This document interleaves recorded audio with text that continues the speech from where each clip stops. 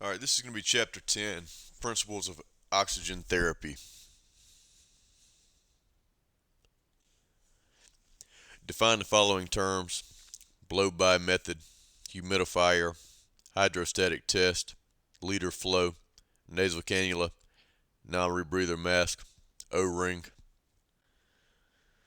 oxygen concentration, oxygen supply tubing, pin index system, pressure gauge, pressure regulator, reservoir bag, supplemental oxygen. Explain the benefits of supplemental oxygen. Explain the indications for the need of supplemental oxygen.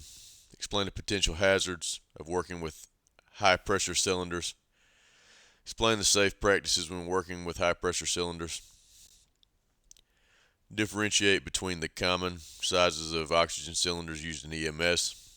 Describe the purpose and function of an oxygen regulator. Explain the indications for use of a nasal cannula.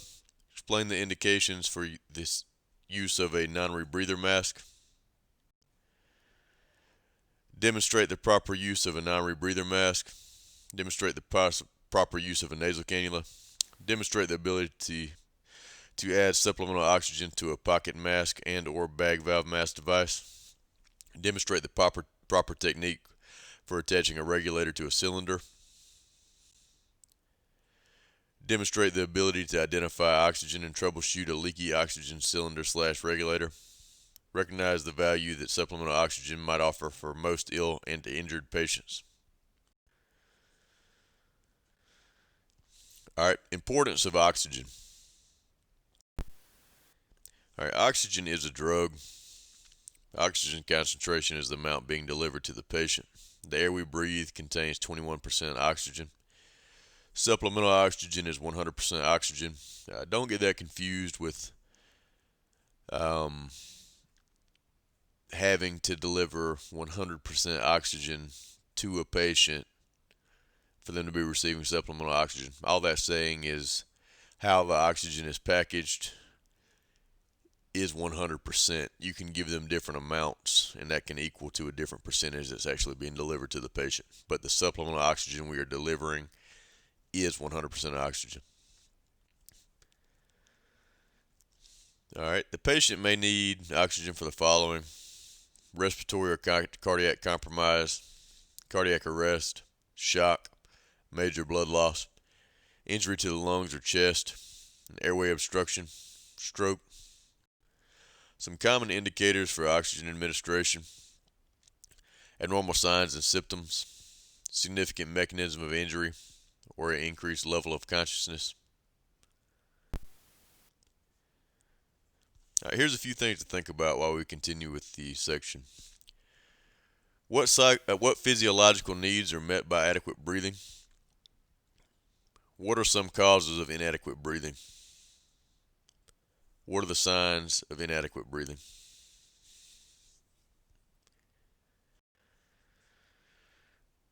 Hazards of oxygen. Oxygen may be under 2,000 pounds per square inch of pressure in their tank. If the tank is punctured or a valve breaks off, the supply tank and valve can become deadly projectiles. Right, oxygen itself is not flammable, but it greatly increases the rate and intensity of combustion. Oxygen is known as a catalyst. Oxygen and oil do not mix. Do not underestimate the dangers of oxygen. What safety precautions should the EMR take when working with oxygen cylinders? You always want to just handle them with care. Don't place them in the middle of an open area for them to be knocked over. Always keep them secured. Don't operate them around flames or heat. Which placards are used by the U.S. Department of Transportation for pressurized oxygen? We'll go over that in class with a ERG. All right, oxygen therapy equipment. All right, oxygen delivery system. This includes the oxygen source, which would be your tank, the regulator, and delivery device. Oxygen cylinders are typically made of aluminum and they're filled with pressurized oxygen. This is an image showing all the components of an oxygen delivery system.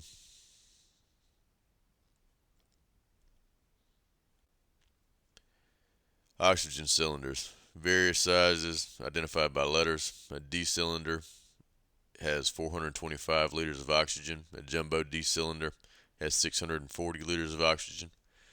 An E cylinder has 680 liters of oxygen.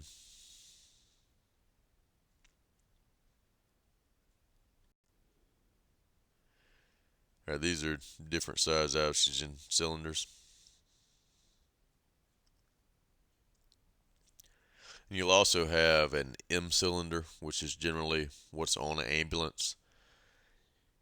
We'll take a look at that in class on Wednesday night, but it is a very large cylinder. It is generally housed in one of the compartments in the ambulance. It pressurizes the entire oxygen system in the ambulance. Alright, oxygen cylinders. Pressure gauge determines the pressure that's remaining in the tank. Never allow it to go completely empty. Never allow pressure in an oxygen cylinder to fall below 200 psi as a guideline.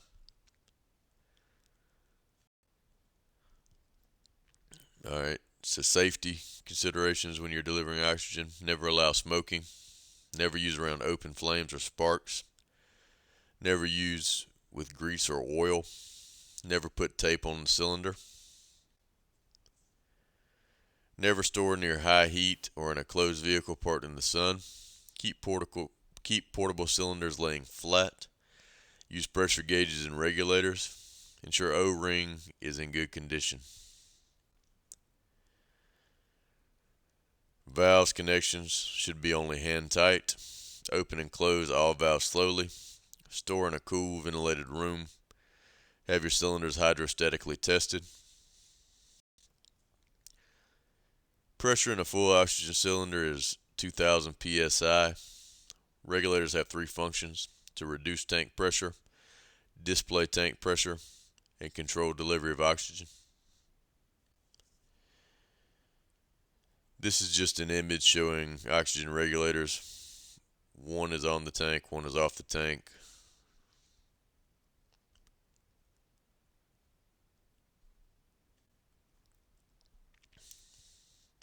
Alright, connecting the regulator. It's going to be a pin index system. Safety system used to ensure proper regulator is used for specific gas. Largest pin is the oxygen port. O-ring ensures an airtight seal between the regulator and the oxygen tank. This is a image showing the pin index system. If you look at the oxygen tank, you've got three holes.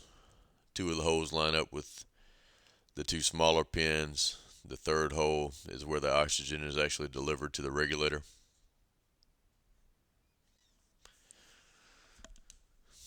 Humidifiers. Unbreakable container of sterile water. Oxygen becomes more comfortable for the patient to breathe. Many EMS systems no longer use humidifiers due to an infection risk. Alright, so the humidifier just adds moisture to the air. That way it doesn't dry the patient out as much. Delivering oxygen that's not humidified just increases the amount of work the body has to do to get the air humidified prior to it arriving at the lower airway. Nasal cannula, used to deliver low concentrations of oxygen to a breathing patient. A non-rebreather mask is used to deliver high concentrations of oxygen also to a spontaneously breathing patient. Alright, this table is in your book. I'll give you just a few seconds to take a look at it.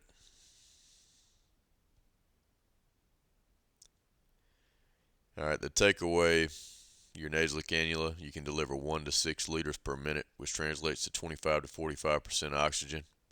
A non-rebreather mask is operated at 10 to 15 liters per minute. This can deliver a oxygen saturation of 80 to 95%. Some people say a non-rebreather mask can deliver 100% O2. It's just not really realistic. So 80 to 90% is the general range that you can deliver oxygen via non-rebreather mask. This is an example of an adult nasal cannula.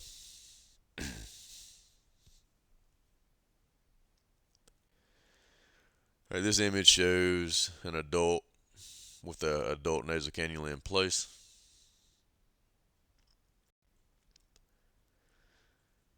All right, non-rebreather mask. It's going to be a face mask with a one-way valve. It also has a reservoir bag. You always want to inflate the bag before placing it on the patient's face. Always ensure adequate oxygen flow.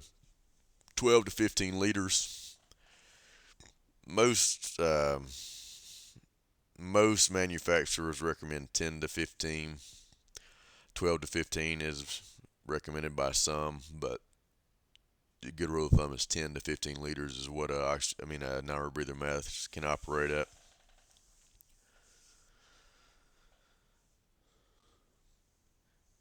All right, this is an example of an adult non-rebreather mask with the reservoir bag inflated. The reservoir bag is a storage place for oxygen.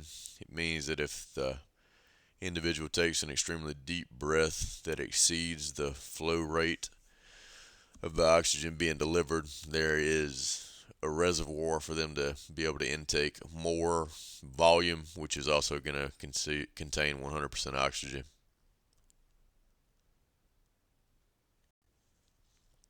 Now, this is an example of an adult non-rebreather mask placed on the face of a patient.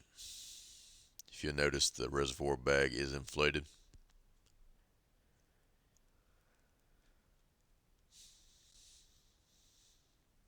All right, a Venturi mask. Adjustable jets allow the user to more accurately determine the specific oxygen concentration. Blow-by delivery. This is used for a patient who will not tolerate traditional mask or cannula being placed on the face. This is especially good for small children. What you'll do when you're delivering blow-by oxygen is you'll take a device or just a oxygen tubing with no device attached to it. You'll put it near the nose and the mouth. This allows the air that they're breathing in to have at least some additional oxygen in it. What is the length of time that an oxygen cylinder can be used? This is got a lot of factors. It just depends on the amount of oxygen in the cylinder and the flow rate of the oxygen. This can be with different size tanks. It can also be with tanks with different pressure in it. All right, how often should the oxygen regulator be checked for adequate pressure? The regulator should be checked for adequate pressure before every shift and every call. You never want to be in a situation where you don't have any oxygen.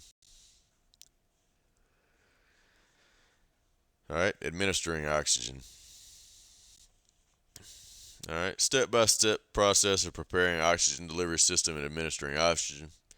You got 3 devices: a pocket mask with oxygen inlet, a bag mask device, and a demand oxygen valve device. All right, you're going to remove the plastic wrapper or cap protecting the cylinder yoke.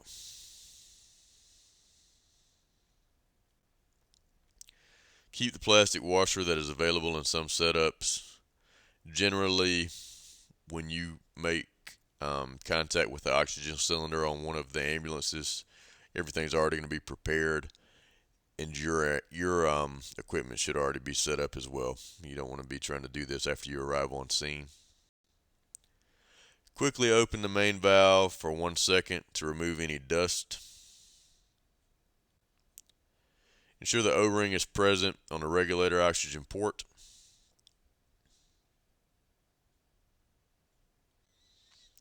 Place the regulator on the yoke and tighten the T-screw hand tight.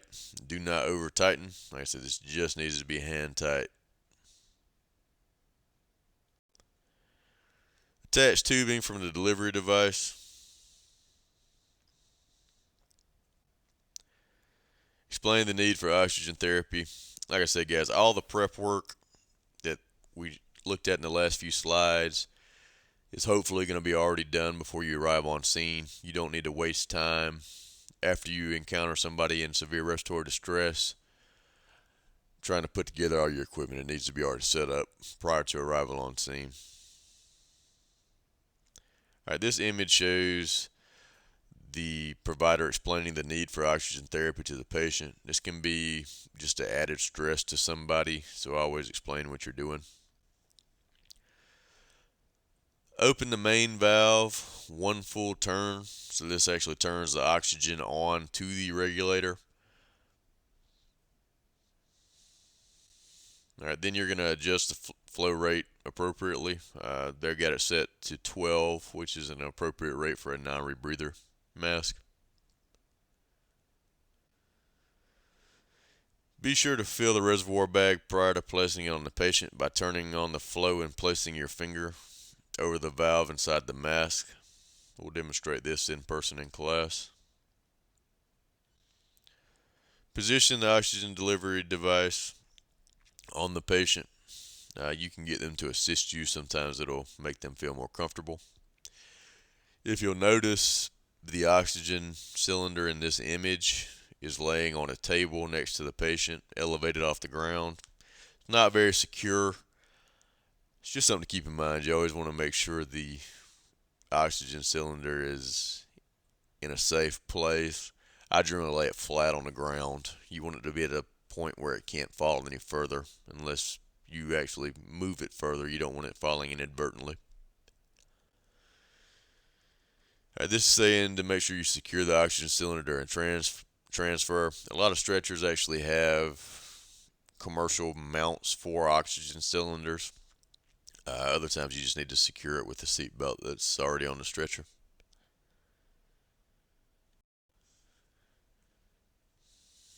We're not going to go over this again. This has already been going over.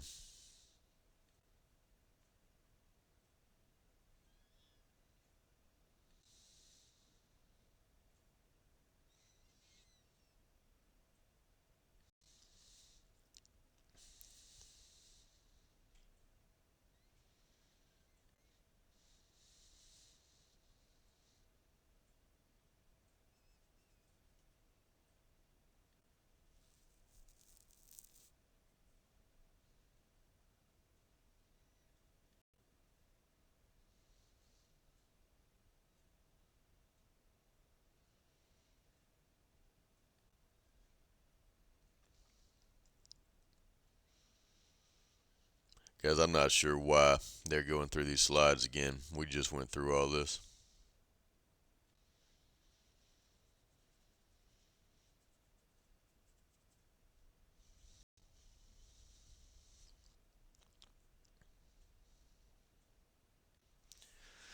Alright, administering oxygen. It's going to be a pocket mask with an oxygen inlet.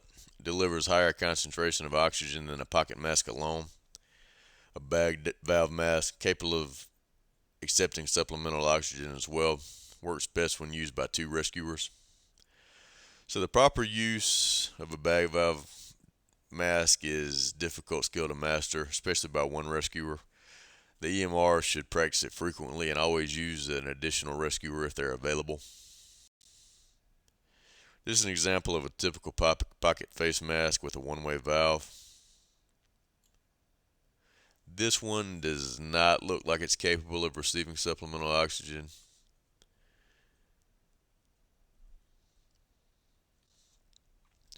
Example of an adult bag mask device connected to an oxygen supply. If you'll take a look at this one, this has corrugated tubing at the end. That's also going to help keep oxygen available when you're delivering breaths to keep the concentration up high.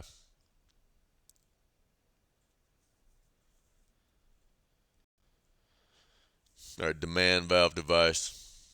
It delivers oxygen through a regulator that can deliver 100% oxygen on demand when the patient inhales.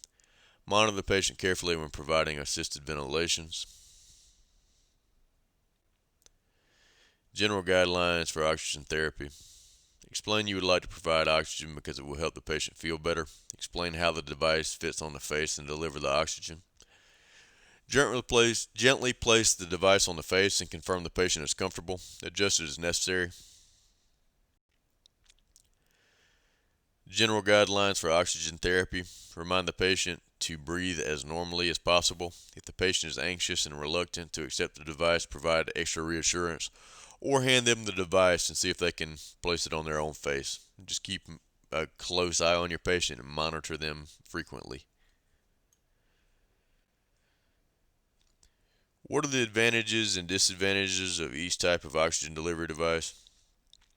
They're very dependent on the situation.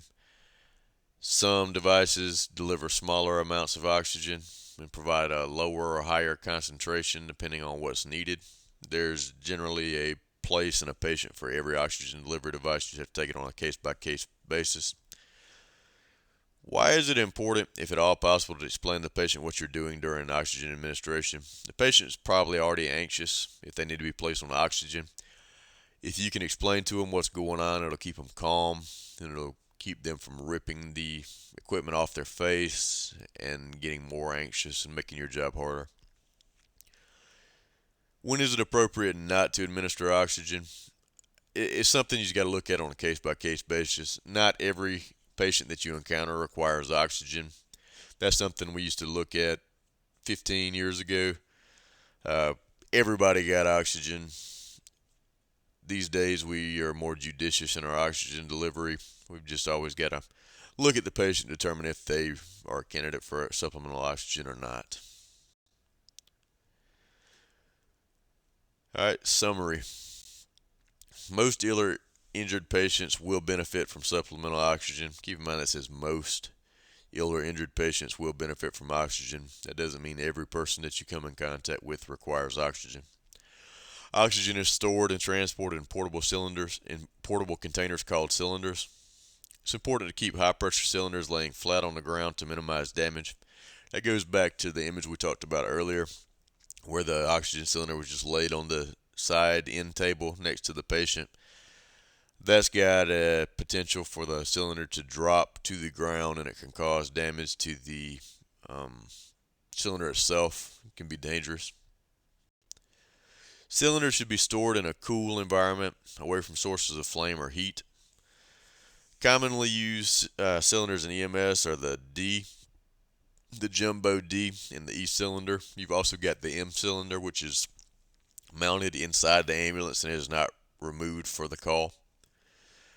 A pressure regulator used to reduce the pressure of oxygen coming out of the cylinder. Two devices that are used to provide supplemental oxygen frequently are the nasal cannula. It can deliver oxygen concentrations up to 44%. Generally set the flow rate between 1 and 6 liters. A non-rebreather mask is capable of delivering oxygen concentrations up to approximately 90%. They've, in this particular PowerPoint presentation, they have used several different numbers to describe how much oxygen you can deliver with a non-rebreather mask. Some text will say 90%, some will say 95%, some will even say 100%. For purposes of this class, 95 to 100% is what we're going to be using. The amount of supplemental oxygen provided to the patient is determined by the mechanism of injury, signs and symptoms, also their level of distress. When a patient is not breathing adequately, provide positive pressure ventilations. Can be performed by using the following devices: a pocket mask, a bag valve mask, or a demand valve device. This last one is a demand valve device. I'm not sure if we use those locally or not. We have to get with some of the guys that work in this particular system.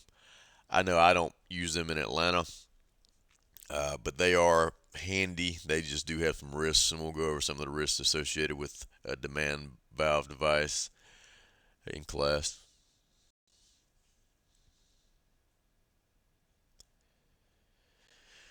All right, let's go over some review questions. What are the benefits of supplemental oxygen? All right, so when you're giving somebody supplemental oxygen, you're increasing the concentration gradient, which means you're delivering a higher concentration of oxygen than what is generally in room air. so it makes it easier for gas exchange to occur. It makes the patient able to saturate their hemoglobin of their blood easier and with less effort. What are the potential hazards of working with high pressure cylinders? Uh, they're under a lot of pressure. If damage occurs to the tank, they can become projectiles. Most of the time, if a cylinder is actually damaged, you're not going to see it turn into a missile and shoot across the room. It's possible, but not likely. When working with high pressure cylinders, what safe practices should you employ? You always want to keep them at ground level if possible, laying down. If they don't have anywhere to fall, the likelihood of them being damaged is almost zero. And during transport, you want to make sure they're secured. What size oxygen cylinder is commonly carried in an O2 bag by EMS? This is generally going to be a D cylinder. They're small, portable. You can also carry a jumbo D or an E cylinder. They're just not as common. What is the purpose and function of an oxygen regulator? This is to be able to provide oxygen in a measured way from the oxygen tank to the patient.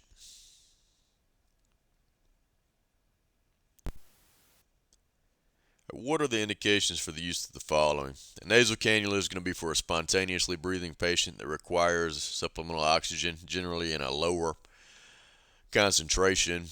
You can deliver 1 to 6 liters per minute via nasal cannula, which translates to a maximum of about 44-45% oxygen. Non-rebreather is for a spontaneously breathing patient that requires a higher concentration of oxygen. It varies by manufacturer, but generally a non-rebreather mask can deliver 10 to 15 liters per minute of oxygen, and this can deliver a maximum of 95, and some texts actually say 100% concentration of oxygen. A pocket mask is for an individual that is not breathing spontaneously or is breathing spontaneously but not adequately. You can apply supplemental oxygen to most of these through a port. A bag mask device provides the same benefit as a pocket mask. However, you're not having to deliver breaths manually. You can apply supplemental oxygen to these as well. They can be used with or without. This concludes Chapter 10. We'll go over some of the material that we skipped over in class. Be sure to spend some time in your book. Take the test at the end of the section.